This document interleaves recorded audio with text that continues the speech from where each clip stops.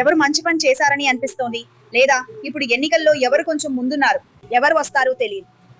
ప్రజలు ఏమంటున్నారు? కొందరు కాంగ్రెస్ వస్తుందని అంటున్నారు, కొందరు అంటున్నారు కాంగ్రెస్ వస్తుంది. మీకేమనిపిస్తుంది? కాంగ్రెస్ వస్తుంది, కాంగ్రెస్ వస్తుంది, వస్తుంది. 10 ఏళ్ళు అయింది, అందుకే ఎల్డీఎఫ్ మంచి పనులన్నీ చేసింది, అందుకే మళ్ళీ వాళ్ళే రావాలనేది నా అభిప్రాయం. పేదవాళ్లకు ఇల్లు ఇచ్చి వైద్య సహాయం ఇలా చాలా మంచి పనులన్నీ చేశారు.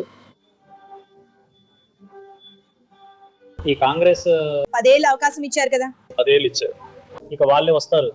కాంగ్రెస్ వద్దు. వద్దు ఎందుకు? ఇదిగో వాళ్ళు వస్తే వాళ్ళు ఆపేస్తారు కదా. ఇక విఎస్ వస్తున్నారు, ఇక పినరయ్య రావాలి. పినరయ్య బాగా పనిచేశారు, బాగా పనిచేశారు. ఈ రోజు ఎలక్షన్ లో ఎవరు ముందున్నారు, ఎవరు గెలుస్తారని అనిపిస్తుంది? ఎల్డీఎఫ్ యూడీఎఫ్ బీజేపీనా? మనకిక్కడ గతసారి మ్యాక్సీనే గెలిచింది, ఈసారి కూడా మ్యాక్సీ ఉన్నారు. నాకు ఒక మంచి వ్యక్తి అనిపించింది. ఎవరు మంచి వ్యక్తి? మ్యాక్సీ. మ్యాక్సీ ఏ పార్టీ? ఎల్డీఎఫ్. ఎల్డీఎఫ్. ఎల్డీఎఫ్ గెలవాలి. ఎల్డీఎఫ్. యూడీఎఫ్. యూడీఎఫ్ ఎందుకు? మార్పు. మార్పు. ప్రజలు మార్పులు కోరుకుంటున్నారు. మీరు ఎప్పుడు యూడీఎఫ్ సపోర్టరా? అవునవును. ఎవరు ముందున్నారు? మ్యాక్సీ, కేజే. మ్యాక్సీ. ఎల్డీఎఫ్. ఎల్డీఎఫ్. కేరళలో మొత్తంగానా? మొత్తంగా చెప్పాలంటే ఏంటో మాకు తెలియదు. మీ మైండ్ లో ఏముంది?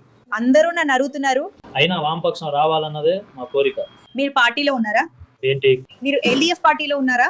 మేము సానుభూతి పరులం. ఎన్నికలలో ఎవరు ముందున్నారు? ఎల్డీఎఫ్. ఎల్డీఎఫ్. మీకు ఎల్డీఎఫ్ మూడోసారి కామనా? ప్రజలు అలా కోరుకుంటున్నారా?